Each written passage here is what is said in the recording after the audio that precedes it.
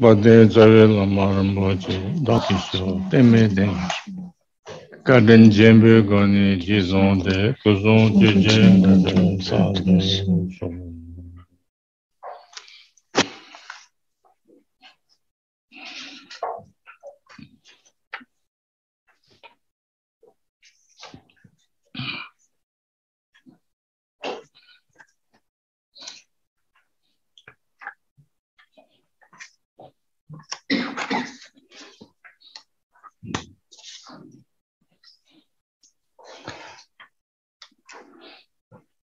So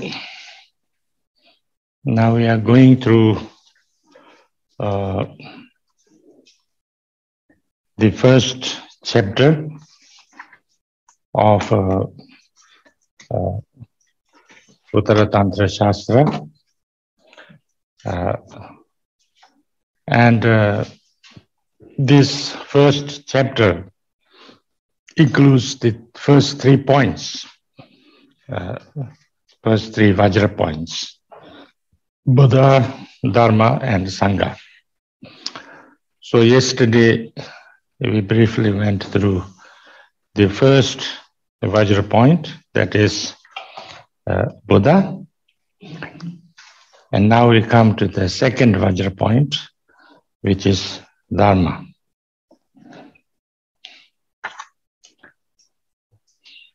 Donc, nous sommes en train d'étudier ce texte du Mahayana Uttara Tantra Shastra et nous passons en revue le premier chapitre qui comprend les 3 premiers points Vajra, le Bouddha, le Dharma et la Sangha. Hier, nous avons vu le premier de ces points Vajra, le Bouddha, et maintenant nous passons au second, le Dharma.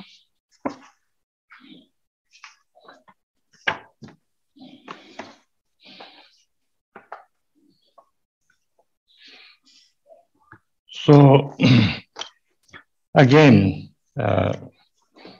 it's a kind of presented a little bit the same way. First, an homage to the Dharma, then the 6 or the 8 kind of points or the qualities or the descriptions of the Dharma is stated, and then it's a little bit explained. So it's very short, like in the Buddha also. The first, the homage. The Dharma is neither nor existent, non-existent, neither non-existent nor existent. It's not both existent and non-existent, nor is it other than existent and non-existent. It is inaccessible to such investigation and cannot be defined. It is self-aware and peace. The Dharma is without defilement, holding the brilliant light rays, the light rays of primordial wisdom. It fully defeats attachment, aversion, and dull indifference with regard to all objects of perception. I bow down to this son of sacred Dharma. Donc, à nouveau, le Dharma est présenté comme de la même façon que le Bouddha a été présenté. Il y a d'abord un hommage, ensuite les 6 points ou les 6 qualités du Dharma sont énumérées et ensuite vient une explication de ces 6 points. C'est assez court, comme c'était assez court pour la présentation du Bouddha également. Et tout d'abord vient l'hommage. Et l'hommage dit ceci: le dharma n'est ni non-existant ni existant. Il n'est ni à la fois existant et non-existant, et ce n'est pas autre chose que existant et non-existant. Ce n'est pas différent. C'est inaccessible à une telle investigation et ne peut être défini. C'est autoconnaissant et paix. Le dharma est sans souillure, point. Possédant les rayons lumineux, les brillants rayons lumineux de la sagesse primordiale, il vainc totalement, complètement l'attachement, l'aversion et l'indifférence terne par rapport à tous les objets de perception.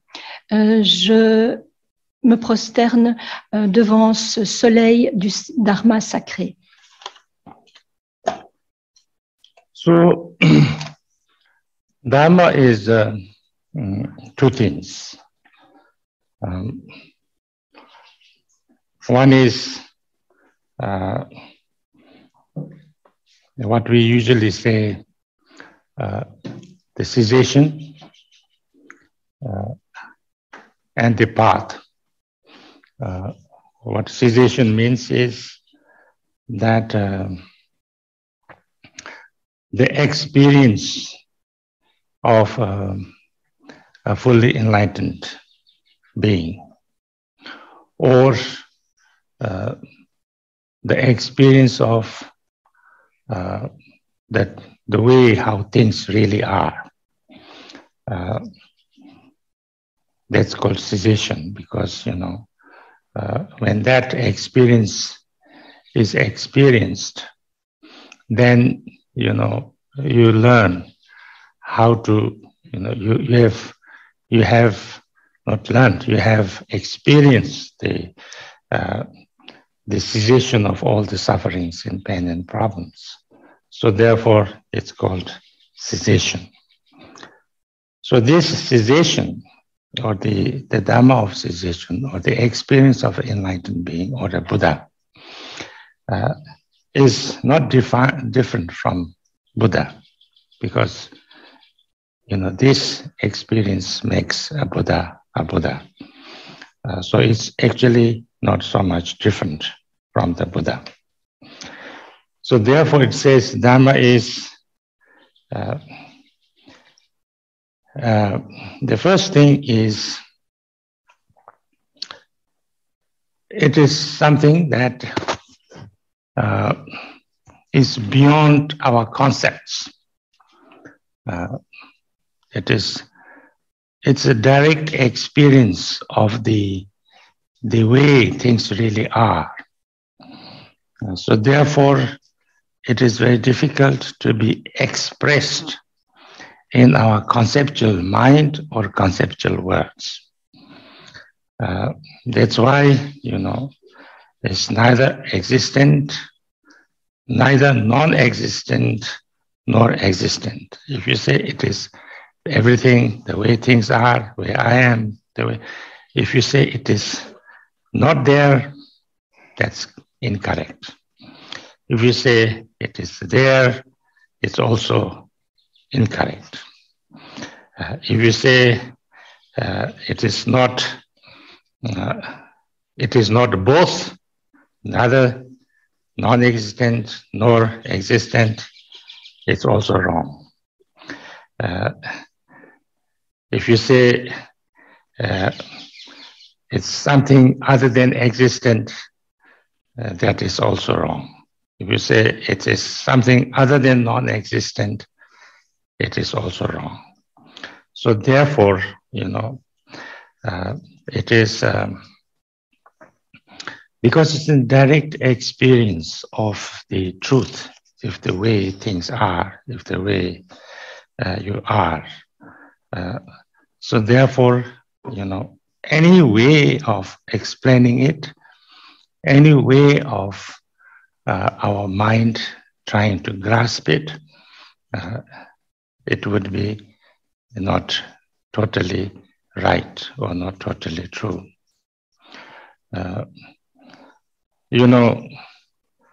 Buddha talked about emptiness. And he talked about 18 emptinesses. First he said, everything is emptiness in its nature. Then people were thinking, oh, it's all emptiness. Nothing is there, it's emptiness. Then he says, that's totally wrong. It's not emptiness. Then what is it? Well, it is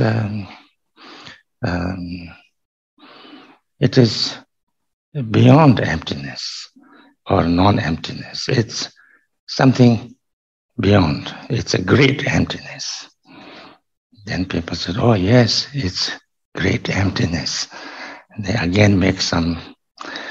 So like that, he tried to explain again and again and again. It went up to 18 times. Still was not very clear. So therefore, it is not something that is, the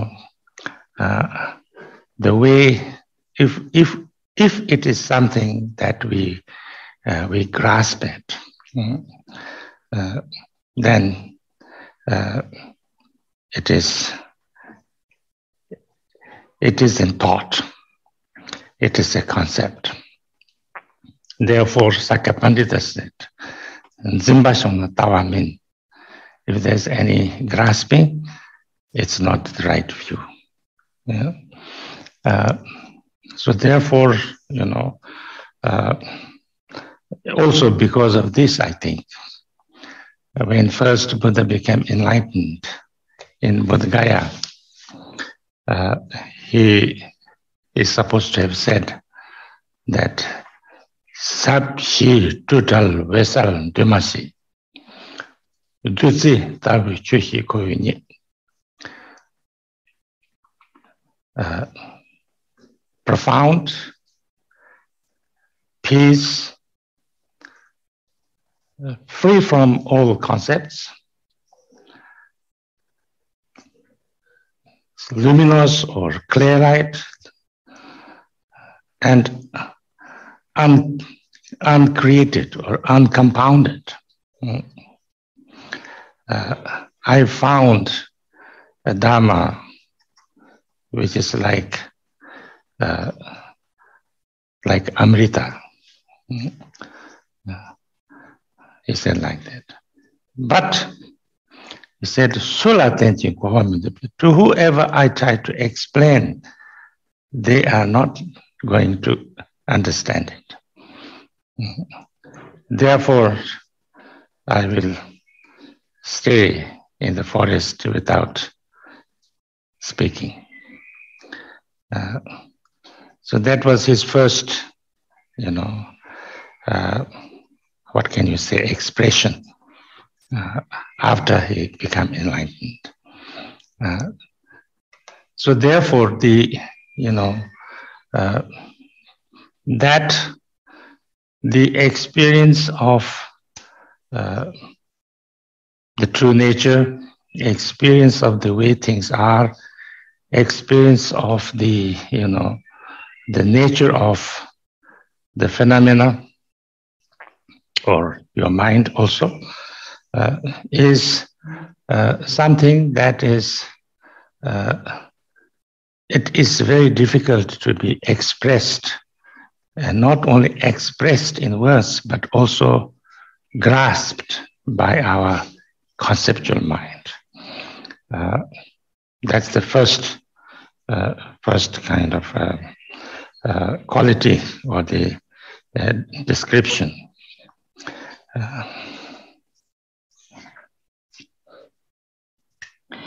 Le dharma est deux choses, la cessation et la voie. La cessation, cela signifie l'expérience d'un Bouddha pleinement éveillé, l'expérience de la façon dont les choses existent vraiment.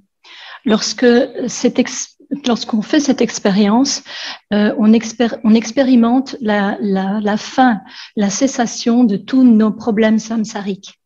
Et donc, le dharma défini de la sorte n'est pas différent du Bouddha, puisque c'est cette expérience même qui fait d'un Bouddha un Bouddha.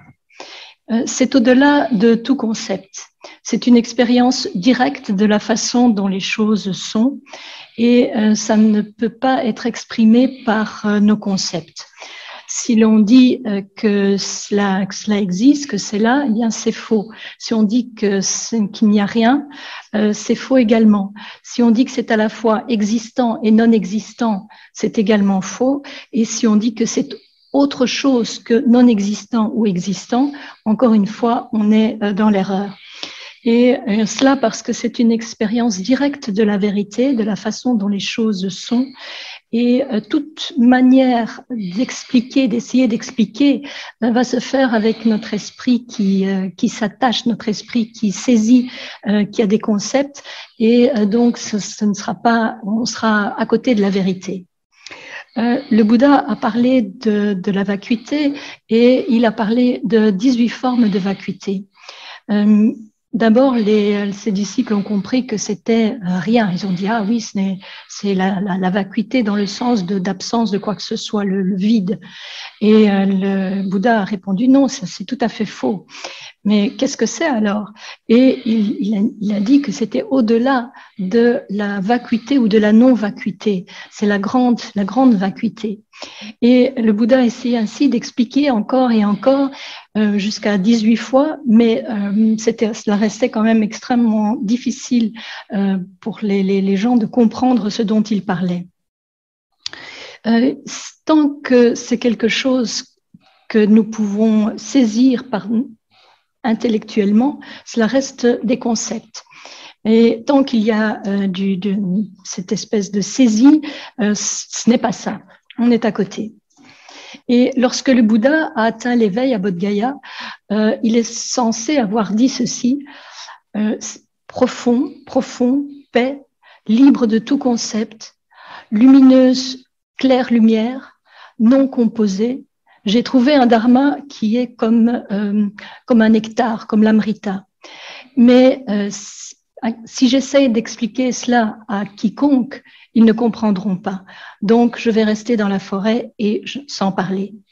Et ça a été sa première réaction au moment de l'éveil. Cela montre que cette expérience de la vraie nature, de la façon dont les choses sont, de la nature de tous les phénomènes, mais aussi de notre esprit, est très difficile à exprimer avec des mots ou de comprendre avec notre esprit conceptuel. Et donc ça, c'est la première caractéristique. So, then we might think that, if we cannot conceive it with our concepts, with our, that means we cannot experience it, we cannot,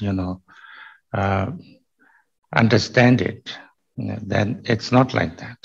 It can be experienced. It can be directly experienced, but experienced, directly, not with concepts. Now, there is a difference between experiencing or understanding conceptually and direct perception, directly experiencing.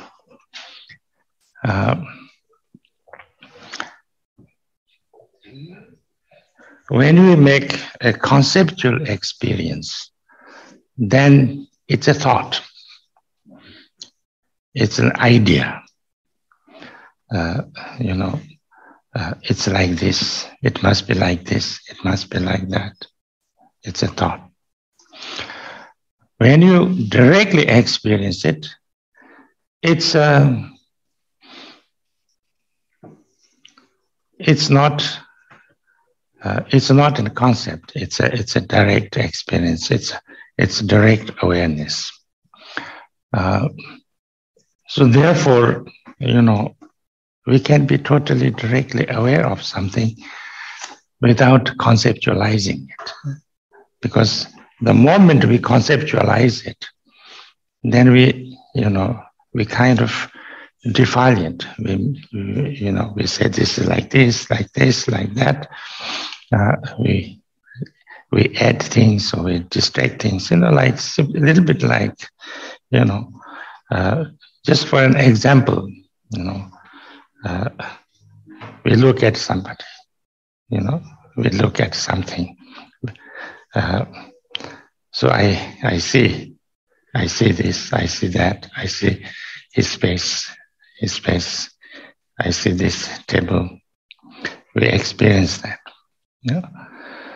We can directly experience everything. But now if I say, what did I see? What did I see? Then if I explain what did I see, it will be very different from the experience of seeing. Because then all my concepts will come, all my, thoughts will come, all my, I will probably, describe some things that is in my, somehow I made up. I might leave lots of things that I actually saw but don't remember. It's very different.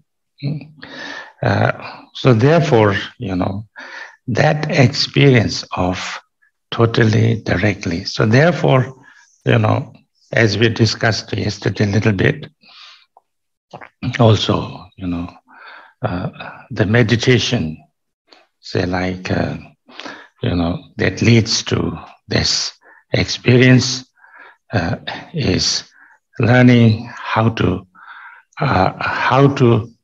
totally, directly, without any, I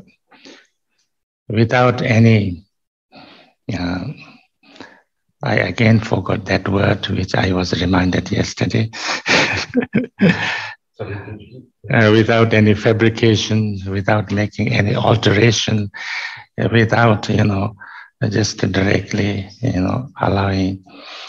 That's why it is so important, that meditation becomes completely like the natural state of our mind and directly experiencing things and things like that. So therefore, it is not conceptual, but something that can be actually experienced. And when you experience that, then it is, if we are able to experience that, then it is so clear and so, so certain and so that there is no doubt about it. That's the total, the reality, total truth, total, So therefore, it is completely like, this is it, there's no need of anything else. There's no, and nobody can actually explain, but you understand it like this. That's the idea. It's self-aware. That's why it's sometimes called self-aware. And peace. Here it is peace. Peace means after that, then nothing can, you are free from any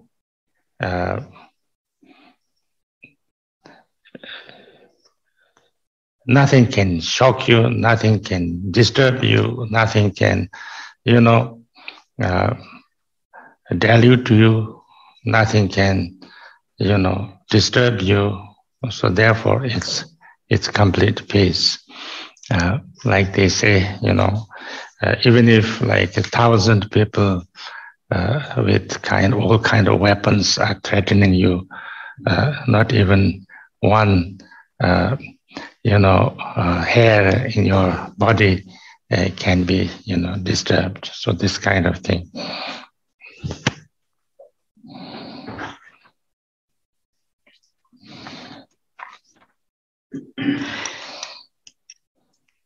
On peut penser que si on ne parvient pas à comprendre cela d'une manière conceptuelle, qu'on ne peut pas en faire l'expérience. Mais en fait, cela peut être expérimenté directement, sans concept. Comprendre avec des concepts ou une perception directe des choses, ce sont deux choses très différentes. Lorsque l'on comprend quelque chose conceptuellement, on a des pensées, des idées, on voit quelque chose et on dit c'est comme ceci, c'est comme cela. Tandis que lorsque l'on fait l'expérience directe des choses, c'est sans concept, c'est une conscience vraiment directe.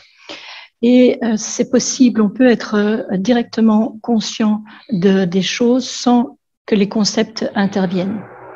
Dès le moment où nous avons des concepts, on réagit. C'est comme ceci, c'est comme cela, et ça entraîne tout un ensemble de conséquences, de pensées, toutes sortes, et de pensées et d'émotions. Mais par exemple, quand on regarde quelque chose, Rinpoché dit, si je regarde dans l'assemblée, je vois vos visages, je vois cette table, etc. Ça, c'est une expérience directe. Mais si quelqu'un me demande qu'est-ce que vous avez vu, à ce moment-là, au moment où on explique les choses, on explique ce que l'on a vu, c'est très différent de ce que l'on a vu vraiment. On va ajouter certains éléments qu'on crée, qui sont créés par notre esprit. On va oublier aussi énormément de choses qu'on a vues, mais dont on ne se souvient pas ou qu'on considère comme pas importants. C'est aussi un petit peu comme ce dont on parlait hier au sujet de la méditation.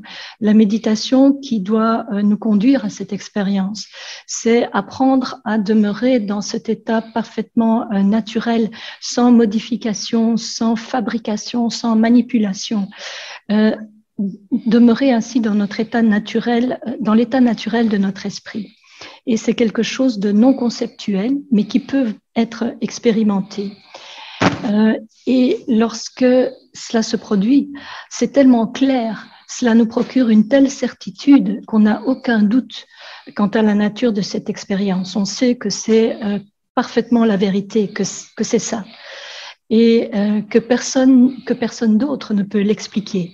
C'est la raison pour laquelle c'est défini comme autoconscient et aussi comme paix. Parce que quand on fait cette expérience directe, on est libre de toute perturbation, de toute anxiété, de toute peur. Rien ne peut plus nous déranger. Même s'il est dit que même si 1 millier de personnes essayaient de nous tuer, eh bien pas un cheveu pas un poil de notre corps ne va bouger. On est absolument en paix. And then Dharma is without defilement. So when you have that experience, then, we call it either true defilements or true obscurations, the obscuration of the klesha or mind poisons, the obscuration of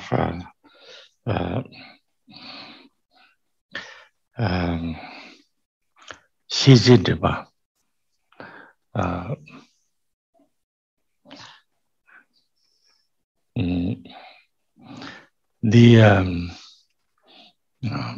here it is written as of karma and mental poisons. But anyway, all kind of defilements, all kind of obscurations are fully, wiped out. So therefore, there is no longer any negative emotions, and therefore, because you see it so clearly that you don't have to, you know that you don't have to become, you don't have none of the negative emotions, including, confusion arises. And therefore, the subtlest kind of habitual tendencies will also be, freed from. Now this happens a little bit, this is when you become totally enlightened Buddha. It is sometimes described, actually it's described in this book also, that how we as a kind of a practitioner or the, bodhisattvas or the practitioners who experience the true nature of things is said to be like someone sees the moon. Say like if it is a night when there is a moon or there is a shining moon, and then but there is lots of cloud. There's lots of cloud, but you can see that there's a part of the cloud where it is lighter, and it is that there is a moon, and its moon's light is kind of a little bit coming out, and you say, oh yes, I see the moon, because there's you can say that, and then the sky is clear, but it's just the first time the moon you see, the moon is very small, a little bit like this. You don't see much of a moon, but slightly, little bit, you can say, I've seen the moon. And then, on the full moon night, the sun is, the night is very dark, and, you are on the beach and you see the moon completely full, and you can see the moon. So in this way, as we progress, we can, it becomes clearer and clearer, clearer. So in the same way, all our defilements or our, kind of obscurations can become thinner and thinner. And that's why, we need to go through these 10 bhumis or 11 bhumis and things like that. It is said that when you actually reach the first bhumi, then most of our negative emotions are not there. So therefore, we are not in samsaric state. But it takes still sometimes quite a long time to get to the Buddha stage, because we have a lot more to all our habitual tendencies, on our subtle kind of obscurations. So therefore, we talk about 5 stages, 10 bhumis and things like that. I think that we don't need to explain it now, but that's how things are. So when you fully experience the Dhamma, then, it's free from all these defilements.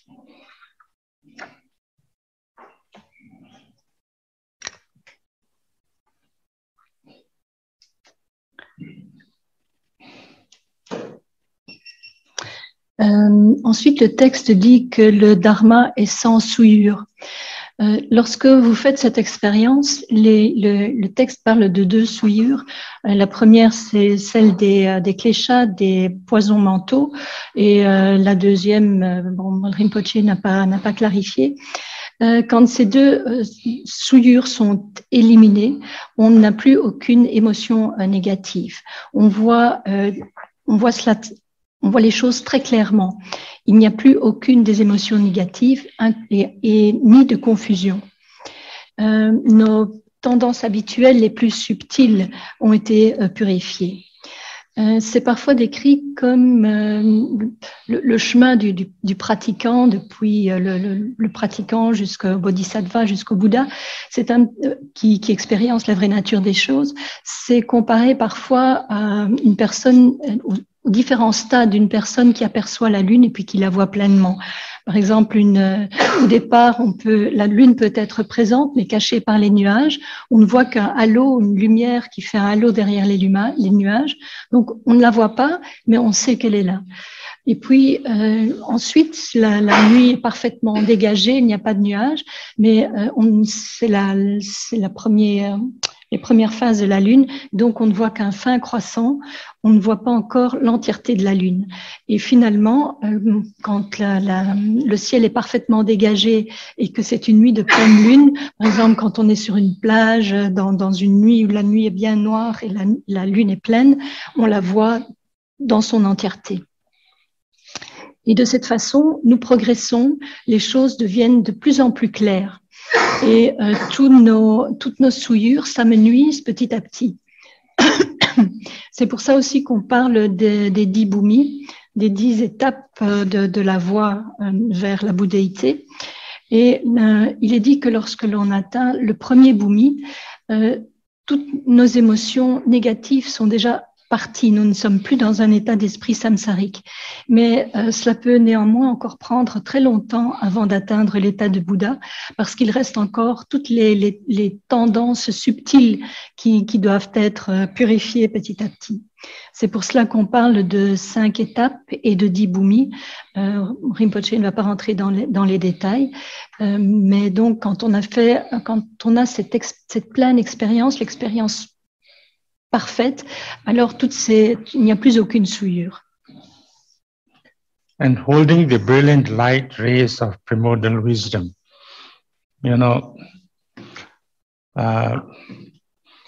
sometimes we describe the same, and yeshi, the mind that we have now, the conceptual mind, the kind of that is what we call same, the mind that our conceptual mind with all the grasping, and then that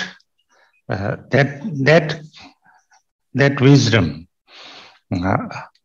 that mind, you can say, if you like, that is when that realization comes, when you understand, experience that nature, that mind or that awareness or that is not the same mind that we have now, which is like conceptual. So therefore, that's called some wisdom, And so this is, I think it's important to understand the difference sometimes, because sometimes we call everything mind because it's a concept, it's awareness.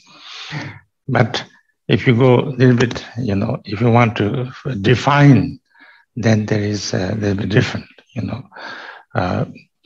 not a little bit, there's lots of difference, because that mind, wisdom mind, is not with concepts, free from concepts, totally experienced directly, and then there's no like negative thoughts or a confusion or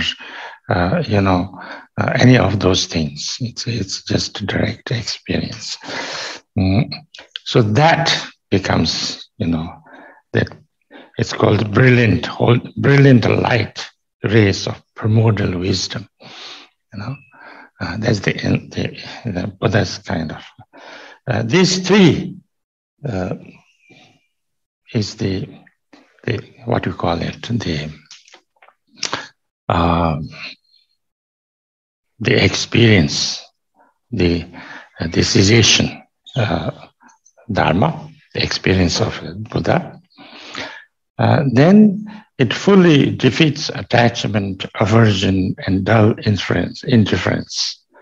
With regard to all objects of perception, I bow down to the Son of Sacred Dharma.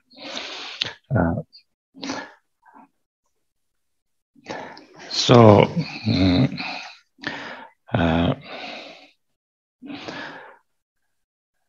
And then it becomes, there are now three things.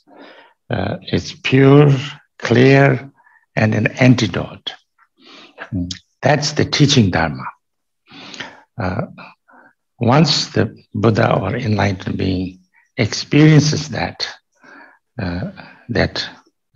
Dharma of cessation, then that Buddha teaches the way, explains the way to the people in a way that people would understand at that level, at their own level. Yeah.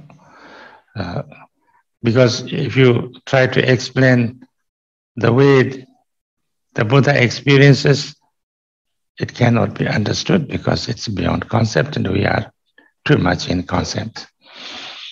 So therefore, he has to explain it in a way that is, understandable and conceivable at the different levels. So therefore, everything Buddha teaches is, as according to the need of the people. That's why, there's no one teaching. There's no just one instruction.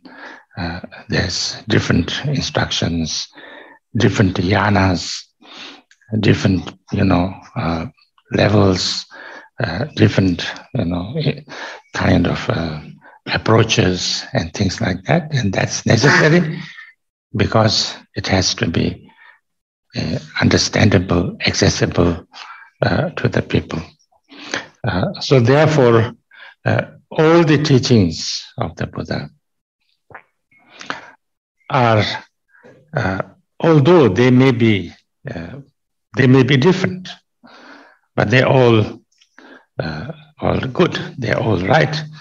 They're all useful because it's according to the needs of different people.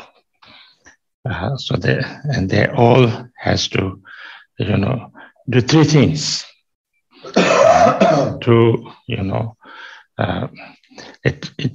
it fully defeats attachment, aversion, and dull indifference.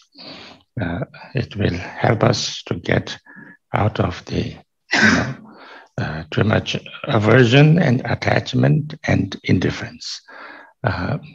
Indifference here can mean also, the mongba. Here, the word used,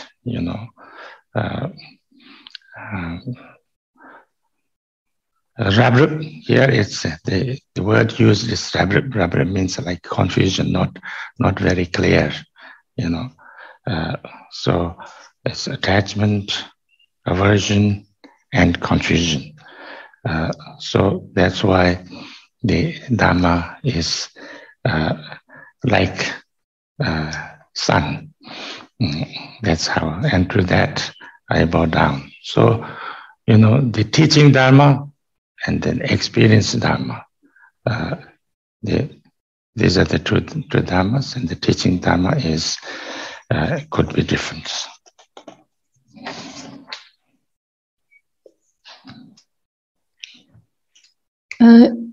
Il faut comprendre que ce qu'on entend par esprit, et c'est ce qu'en tibétain on appelle sem, c'est l'esprit conceptuel que nous avons maintenant, c'est l'esprit qui saisit les choses avec des concepts. Mais lorsque l'esprit réalise sa propre nature, il ne s'agit pas de sem, il s'agit de la sagesse primordiale. Et c'est important de comprendre la différence. En fait, il y a beaucoup de différences entre les deux, parce que cet esprit qui comprend qui expérimente la sagesse primordiale, cet esprit est parfaitement libre de tout concept. Il expérimente directement la vraie nature des choses, sans la moindre confusion, sans la moindre pensée. Et c'est pour cela qu'il est appelé dans le texte, qu'on parle dans le texte des rayons lumineux brillants de la sagesse primordiale. Et cela, ces trois qualités qu'on vient de voir, cela correspond au dharma de la cessation. C'est le dharma au niveau de l'expérience d'un Bouddha. Vient ensuite le Bouddha en tant qu'enseignement. Et le texte dit que c'est pur, que c'est clair, que c'est une antidote. Lorsqu'un Bouddha fait l'expérience du dharma de la cessation, ensuite il explique aux gens la façon de comprendre cela et de le réaliser à leur tour. Mais il faut qu'il l'explique au niveau de son auditoire. S'il l'expliquait au niveau de son expérience de Bouddha, les gens ne pourraient pas comprendre puisqu'ils sont totalement dans l'esprit conceptuel. Donc, c'est pour cela que les enseignements du Bouddha sont multiples. Il n'a pas donné qu'un seul enseignement, qu'une seule instruction. En fait, il y a beaucoup de véhicules, de yanas, beaucoup de niveaux différents, beaucoup d'approches différentes pour rendre son enseignement accessible à tout le monde en fonction des besoins de chacun. Et même si tous ces enseignements du Bouddha sont différents, ils sont tous bons puisqu'ils correspondent aux besoins des gens.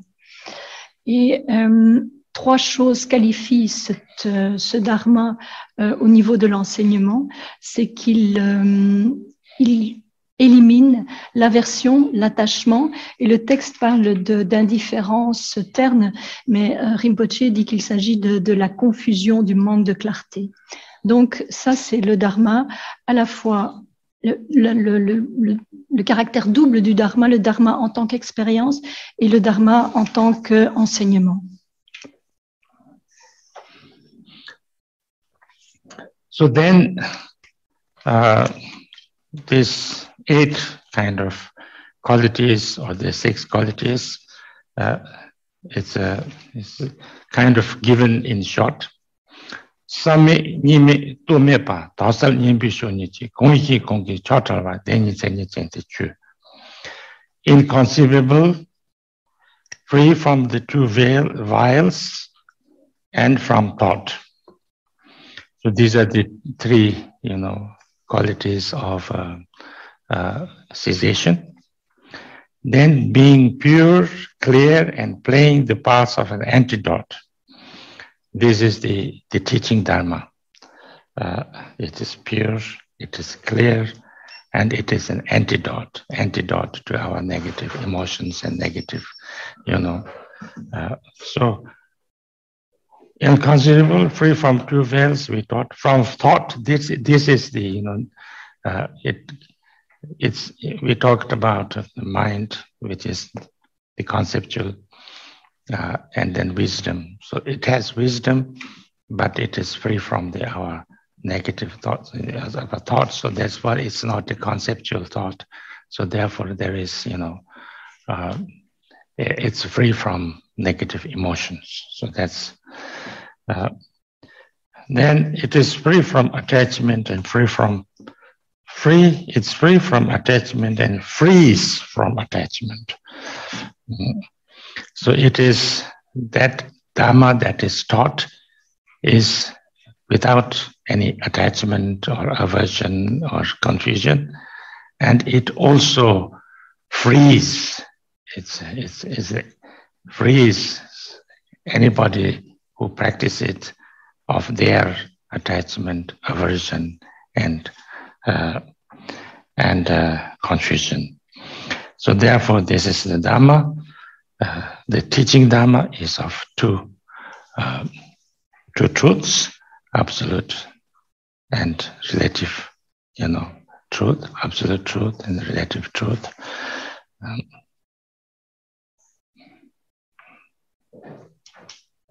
Les 6 ou les 8 qualités du Dharma sont ensuite énumérées brièvement.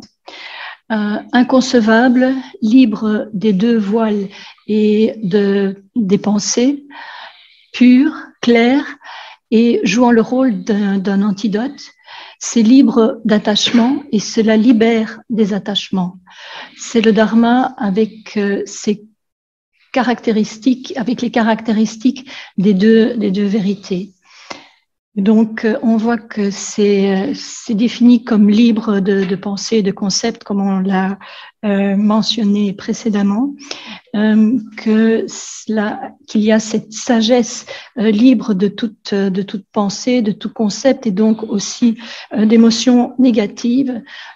C'est libre d'attachement, mais quand ici on mentionne uniquement l'attachement, mais c'est aussi l'attachement, l'aversion et la confusion, et il libère de l'attachement, de l'aversion et de la confusion.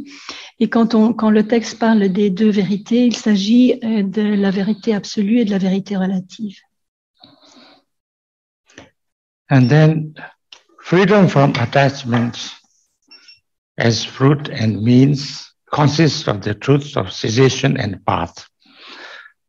So, we already talked about this. The whole Dharma can be of two things. One is the Dharma of cessation, and one is path. And the cessation has these three qualities, and then the path has these three qualities, as we have already explained. So, according to this, should also be known by means of three qualities each.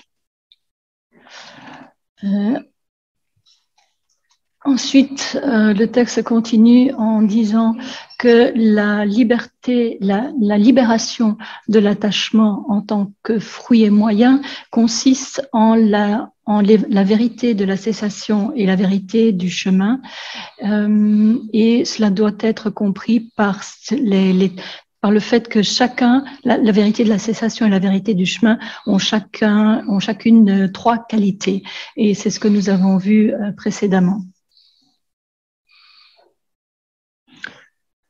Then a little bit more clarification. Not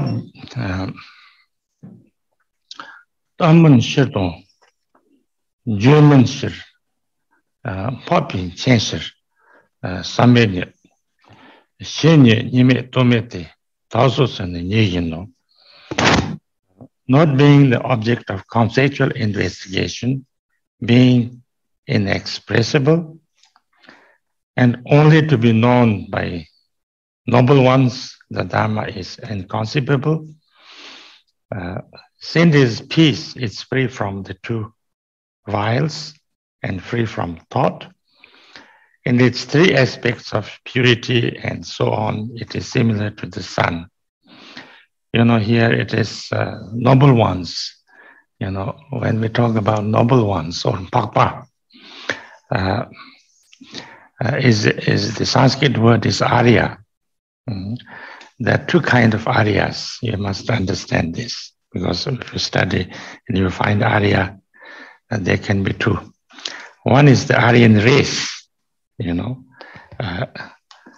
this Indian race of Aryas.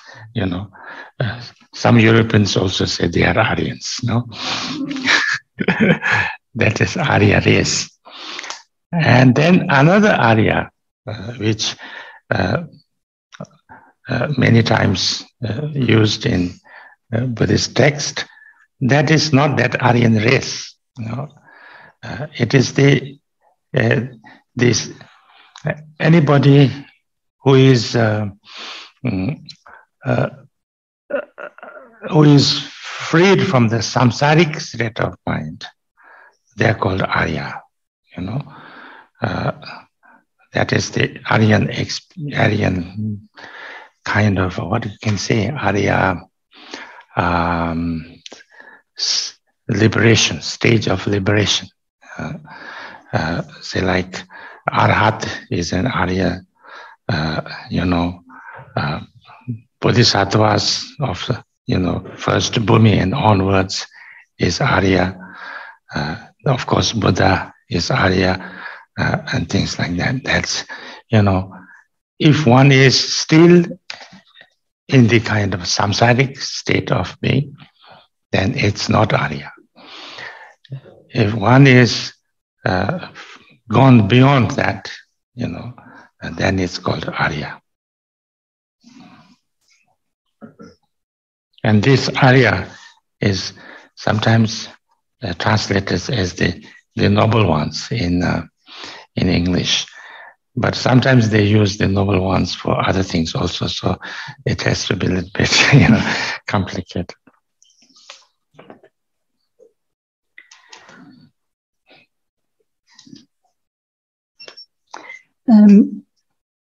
Le texte dit ensuite, n'étant pas un objet d'investigation conceptuelle, inexprimable et connaissable, oui, accessible uniquement aux êtres nobles, le dharma est inconcevable.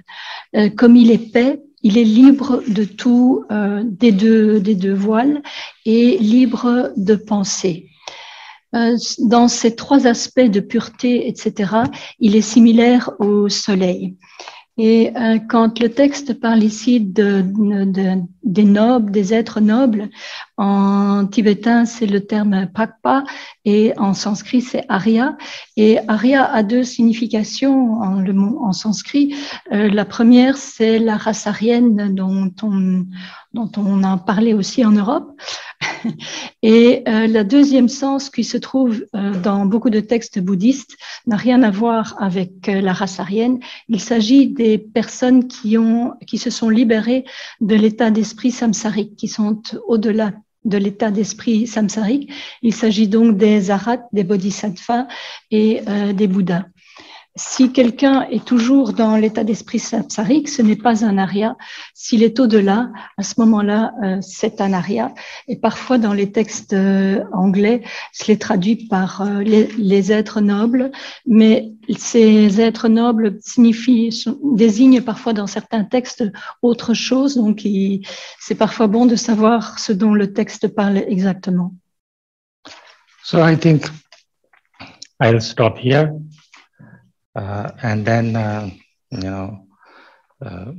I'll talk with my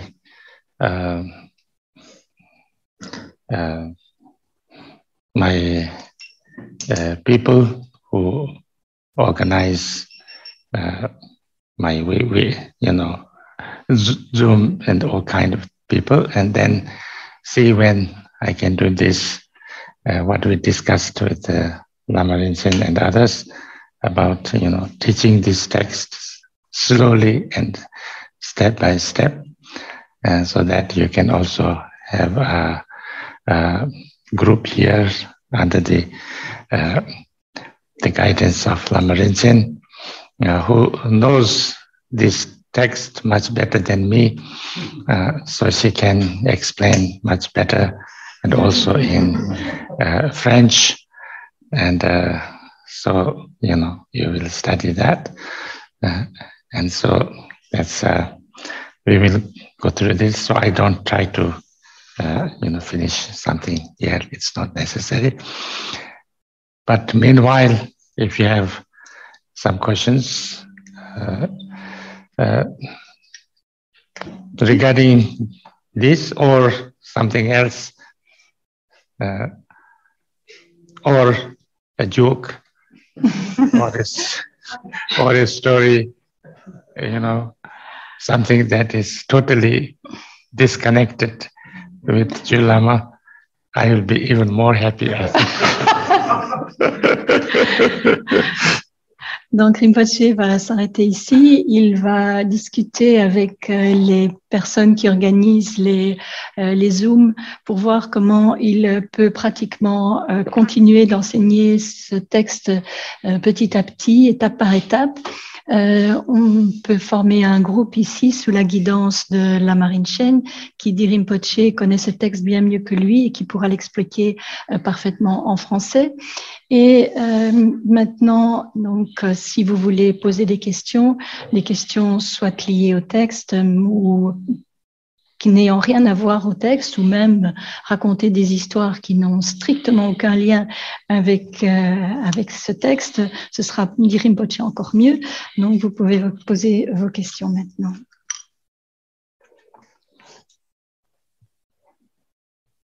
Yes. Yeah, I have a question about let's say compassion in action. When if you're someone who really joins you or humiliates you, if you experience some humiliation in normal life, and how do you manage to develop compassion or enough compassion? Or do you need to avoid some people? Or but sometimes you cannot avoid some people, and it's possible they can some people humiliate other people. And if you feel humiliation inside, you feel what? Humiliation. Okay. Well, okay. Then how do you switch to compassion, or is it better to avoid the person, or mixture? I think it is like this,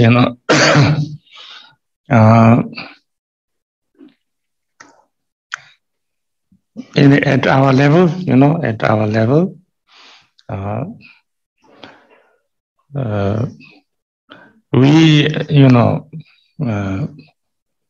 we try to understand first that we are similar, everybody is similar. We want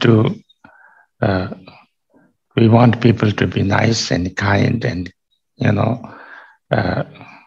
respectful and compassionate and things like that. And we want nice things. We don't want problem, difficulties, suffering, and things like that. So I'm like that. So I understand more or less. You are also like that, and he's also like that, and she's also like that. Yeah. So therefore, using that as the first kind of ground, understanding. So I try to be, try to be nice and kind, and try to be a little bit beneficial and helpful to anybody. That should be the case. Yeah. Now, in the past, in the life, of course, we will meet lots of nice person, lots of kind person, lots of very good people. We will also come across people who want our help, who is seeking our help, and also some kindness or compassion or thing. So we try to do whatever we can. It's not that we can completely fulfill their expectations. Most of the time we cannot fulfill all their expectations. Sometimes we can help a little bit. Sometimes we cannot help, like that. Yeah. Sometimes there is a situation that we cannot do anything. So we just, ignore it, go other way. Yeah. And then we also meet people who are not so nice, a little bit, not kind or not nice, or even sometimes even if we try to help, they do the opposite and things like that. And it is possible that some people try to humiliate us, But I feel that how much humiliated I become, I feel, is a little bit up to me, I think. If somebody, sometimes somebody does something or says something, or, somebody feels, or somebody or she herself or himself is in a certain situation that, maybe he or she is not intentionally humiliating me, but I feel humiliated also sometimes. Yeah. Sometimes they really want to humiliate me. Yeah. So, if I can get humiliated, or I can get a little bit hurt, or I can get in many different ways. You know, I feel that how I get humiliated is more up to me. You know, if somebody can say something, you know, oh, he's, you know, what is this? You know, are you a kind of are you a woman with a skirt? You know, what kind of a man you are wearing a skirt? Yeah? Or something like that. I mean, can be even worse. I can feel very bad, you know. But I can say that, okay, you know, let him say whatever he wants, you know. If I'm wearing a very strange dress, you know, I'm inviting that, yeah, in a way. So what? You know, they can say whatever they want. I don't need to be hurt, yeah. So if I refuse to be hurt myself, nobody can humiliate me, yeah. They can try to harm me. They can try to, you know, beat me up. They can try to do something. Then maybe I'll run away if I can. Yeah. Then if I'm able to run away, I can feel I'm so good. I'm a good runner. You know, I think how you take things is a lot to do with how I take things, you know, not what they do. Yeah. Sometimes, you know, even sometimes somebody whom you help, whom you do everything to help and do, you have invested lots of your, you know, your energy and your, you know, services, your time and things like that. But instead of appreciating that, they try to harm you. You know, things like that happen. So if you see that, yeah, it's not good, it's not right, but you know, this person, they are not in the right kind of state of mind, overpowered by their emotions and negative thoughts and negative. So you know, it's I don't have to be too angry or hurt. I just have to let it be. Yeah. If I can say like that and act in that way, then I don't need to be hurt. No. So I think there are things like that. There are lots of these different things that our own attitude, our own way of taking this is, I think, very, very important. And we have to make sure that we don't get too much hurt. Yeah. Because that's not useful. That's not good for us. And most of the time, you know, the people who have lots of negative state of mind, negative emotions, are a little bit like, you know, sick, a little bit like psychotic. Yeah. So therefore, when somebody is out of their mind and, you know, kind of not normal, then they are not under their control. You know, they will do lots of things that they should not do. But you know, we should try to help them to get out of that. But if we can't do that, at least we should not, you know, you should not feel hurt or, you know, want to harm them or things like that. I think this is a way of, you know, attitude that we should try to cultivate. Donc, la question concernait la compassion en action. Quand par exemple quelqu'un nous humilie, comment peut-on développer la compassion à ce moment-là? Est-ce qu'il faut éviter ces personnes ou est-ce qu'il faut transformer ce que l'on ressent en compassion? Mais comment est-ce qu'on procède? Rinpoché répond qu'à notre niveau, il faut d'abord comprendre que nous sommes tous similaires, nous sommes tous pareils. Nous voulons que les gens autour de nous soient bons, soient gentils, soient respectueux, remplis de compassion. Nous souhaitons des choses agréables, des circonstances positives. Et ça, c'est pour nous-mêmes, mais nous devons aussi comprendre que tout le monde veut la même chose. Ça, c'est la compréhension de base. Et ensuite, à partir de là, on s'efforce d'être bon, d'être gentil, d'aider les autres. Et dans la vie, bien sûr, on rencontre énormément de gens qui sont des gens bien, des gens des gens bien, des gens qui sont gentils, qui sont agréables, etc. Et il y a aussi des gens qu'on rencontre qui demandent notre aide, qui ont besoin de notre bonté, de notre compassion. Et dans ce cas, on s'efforce de faire ce qu'on peut pour les aider. Même si la plupart du temps, on ne parvient pas à répondre entièrement à leurs attentes. Il y a des situations où on peut faire quelque chose pour eux et d'autres où on ne peut rien faire.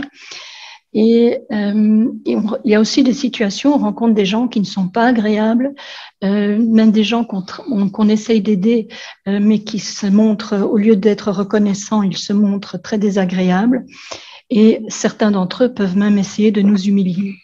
Mais à quel point on se sent humilié dépend beaucoup de nous-mêmes, de notre propre attitude. Il peut arriver que parfois des gens nous humilient, qu'on se sente humilié par l'attitude ou les actions, les paroles de certaines personnes, alors que ce n'était pas du tout leur intention de nous humilier. Mais parfois aussi, cela peut être intentionnel. Il y a des gens qui veulent vraiment nous rabaisser. Donc, mais la manière dont on prend les choses va vraiment dépendre de nous. Bon, Rinpoché dit que lorsqu'il se promène en rue, à l'extérieur, dans sa tenue de moine, certaines personnes peuvent réagir en lui demandant qu'est-ce que c'est que ce type qui porte des vêtements bizarres, est-ce que c'est une femme avec une jupe? Enfin bon, parfois les commentaires peuvent être très désagréables, mais Rinpoché dit, bon, mais quand on se promène avec des vêtements qui ne sont pas les vêtements habituels, on invite quelque part de telles réactions, de tels commentaires. Et c'est pas pour ça qu'il faut le prendre mal. Donc, on peut refuser de se laisser humilier dans notre esprit. Et de même aussi, si quelqu'un essaye de nous attaquer, de nous faire du mal, on peut fuir. Il n'est pas nécessaire de recevoir les coups. La façon dont on prend les choses dépend très fort de notre attitude, de notre propre attitude. Et il arrive que parfois on fasse beaucoup pour d'autres personnes, qu'on s'investisse énormément, qu'on leur donne beaucoup de notre temps, de notre énergie, mais qu'au lieu de recevoir de la gratitude ou de la reconnaissance, ils essayent de nous nuire. Cela arrive. Il y a des personnes qui sont tellement sous l'emprise de leurs émotions négatives qu'ils réagissent de la sorte. Mais il faut comprendre que ces personnes sont sous l'emprise de leurs émotions négatives, qu'ils sont un petit peu comme pas bien dans leur tête, quoi. Donc, pourquoi le prendre à cœur? On peut laisser passer les choses. Il n'y a aucune nécessité de se sentir blessé. Ce n'est pas utile, ce n'est absolument pas utile pour nous, ça ne nous fait aucun bien. Et des gens qui ont une telle quantité d'émotions négatives sont un peu comme des personnes malades, comme des personnes psychotiques. Elles ne sont pas vraiment dans un état normal et elles ne sont pas sous leur propre contrôle. Donc, on peut essayer de les aider à sortir de cet état d'esprit, mais si on ne le peut pas, ce qu'on peut faire au moins, c'est de ne pas se faire du tort à soi-même et de ne pas se laisser, d'avoir une attitude où on ne prend pas les choses à cœur au point d'en souffrir.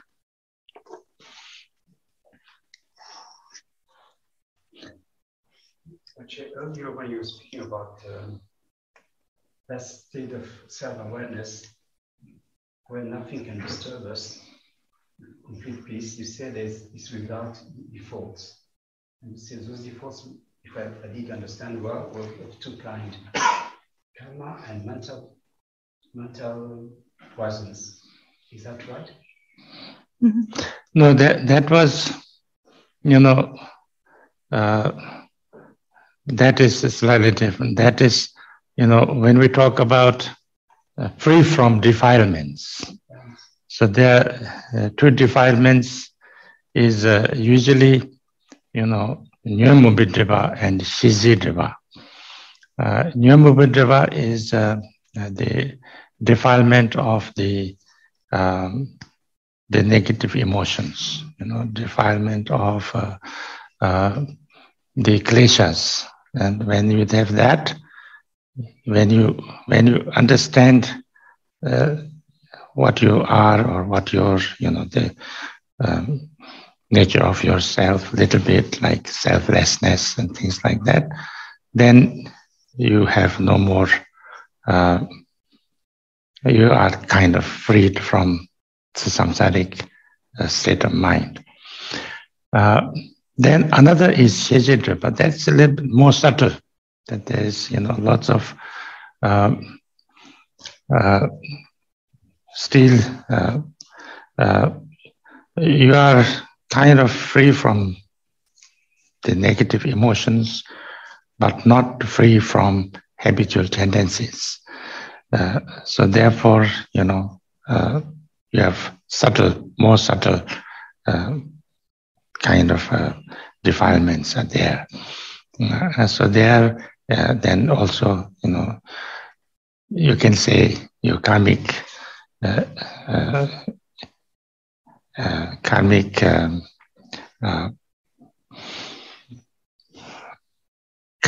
things work. You have not totally get rid of all the defilements, footprints. So that's more or less it. Yes, in the text also, in the commentary afterwards, they talked about karma. Yeah, the two verses, karma and kleshas. Yeah, but and it's usually not said like that. Yeah. Donc, il y avait une question au sujet du texte quand on parle de cet état d'autoconnaissance qui est paix, qui est libération des deux voiles, des deux souillures. Il y a... Est-ce qu'il s'agit des... Bon, Rinpoché avait mentionné comme première souillure les émotions négatives, mais est-ce que la seconde, c'est le karma? Et c'est ce qu'on trouve dans le texte aussi, dans les commentaires. Je voulais aussi poser cette question. Et Rinpoché dit que, en fait, c'est... Donc, effectivement, le premier voile, ce sont les kleshas, les émotions négatives. Et quand on comprend cette absence de soi, quand on comprend la vacuité, on est libre de l'état d'esprit samsarique et donc libre de ces émotions négatives. Le deuxième voile, c'est plus subtil, ce sont les tendances habituelles, subtiles. On pourrait parler d'empreinte karmique plutôt que de karma.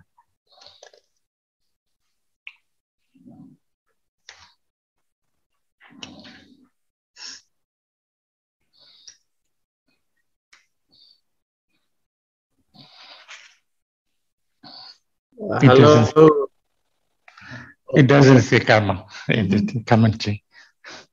Yes, now who would? There are many people. Okay. Hi. Can you hear me, Rinpoche? Yes. Okay. Okay. Yeah. I've got a question about the non-conceptual experience. So, does it mean there are no waves or thoughts or movements in awareness at all? Or that the waves or thoughts or movements in awareness are recognized to be the same nature as the ocean, so to speak? It's not that it is completely like, what can you say?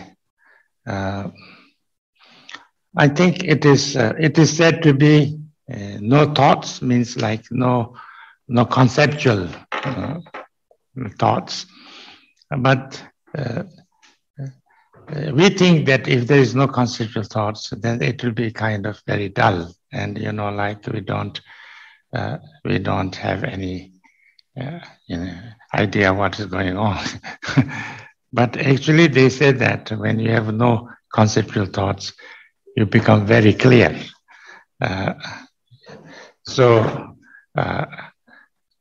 neither I can explain it to you because I don't have that experience. But it is supposed to be something like that. It's so clear that there is no need of any concepts, because when you make a concept, that's making a kind of making an idea, you know. It must be like this, you know. It should be like this, or things like that. And that's not really like, it's not same as direct perception, yeah.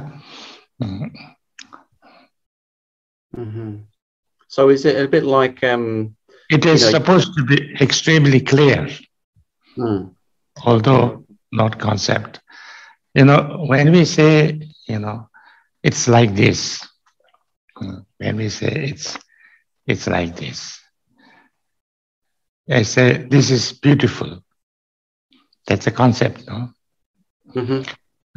But when I actually see it, I see it. It's, you know, there's no need of a concept of beautiful or ugly or how beautiful or, you know, 100% beautiful, 90% beautiful, 80%, you know, or anything of this kind. No, that's it.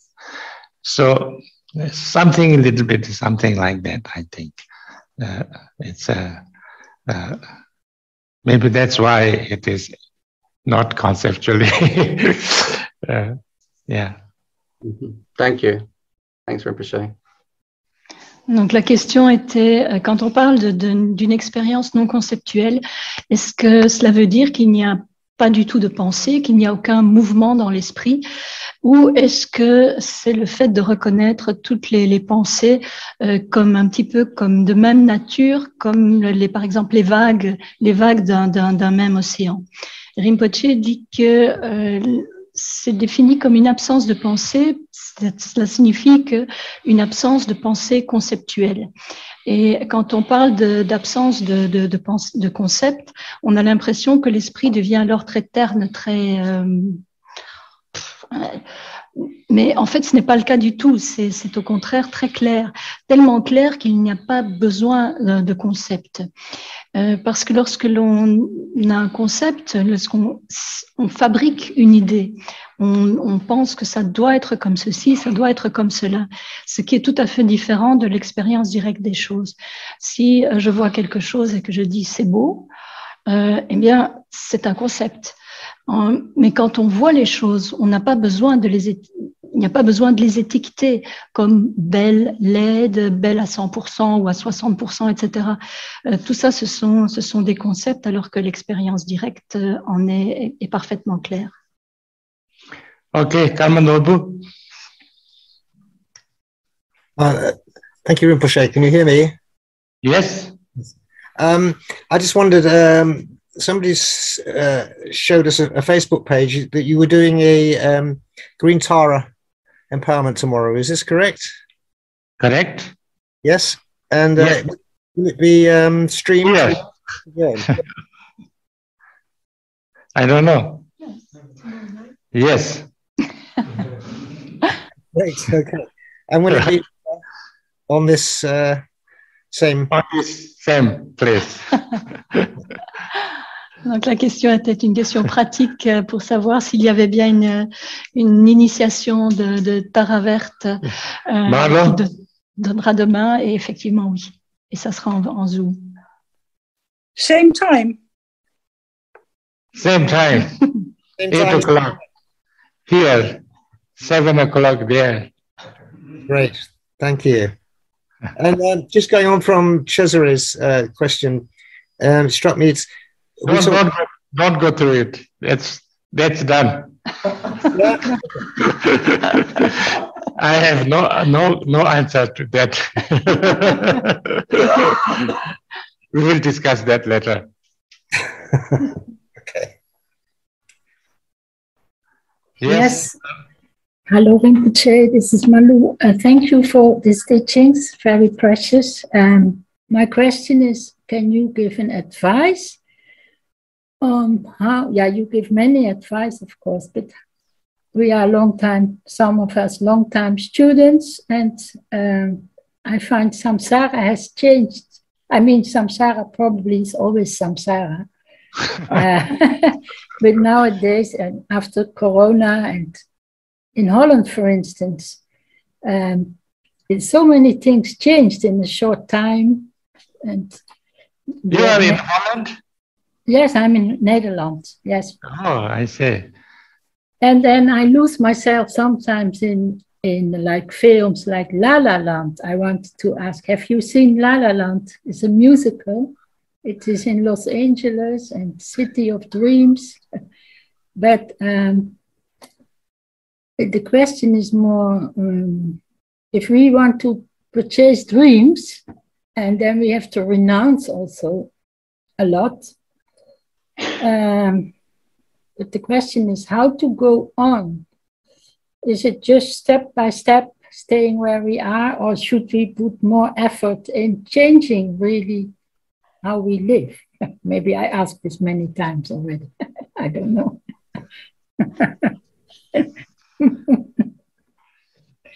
No. How to follow in the footsteps of the master? Maybe we should ask. Or hang out. You know, if you want to follow the masters like Buddhist masters, then you know the most important thing is to change from within. Yeah, to change from within. So if you bring out your peace of mind, your tranquility, your compassion, the more you can experience that, the more kind of more contented life you can have. You know, that's the idea. You know, even if you have the samsara is for everybody, what is going on, in the world is everybody, but some people can deal with it more better. Some deal with less kind of tolerance, or less, in a less nice way. So, the Dharma practice is to transform yourself in a way, if you have less expectation, a little bit less expectation, and if you can, if you know how to deal with the samsaric problems in a little bit more clear way, and then if you if you can understand, the